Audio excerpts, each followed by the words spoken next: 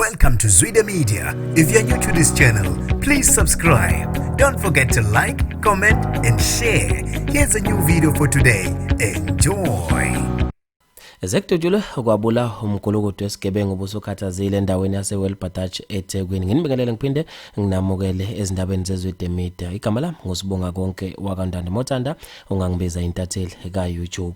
Sekuhlatshwe ngenhlamvu isigebengu safa masinyane eWelbadach eThekwini ebese sikhathazile ngokubamba inkunzi maqede sibulale abantu. Kubikwa ukuthi kunabantu abathile abahlabe umkhosi babiza amaphoyisa ama-TRT ngaso lesigebengu ebese sikhathazile ngokubamba inkunzi abantu maqede sibabulala. Abese nikeleka khona amaphoyisa abizwa ngama-TRT. Athe mayifika isigebengu sabe sesivulela ngenhlamvu sibhekise khona emaphoyiseni. Awabuzanga umkhuhlane amaphoyisa abese pendula ngayo inganona. Asidubule sashonela khona endaweni yesigameko. Abantu babe nezimvo ezahlukahlukene ngakho okubulawa kwalomgulukudu obusukhathazile kuyo le ndawo.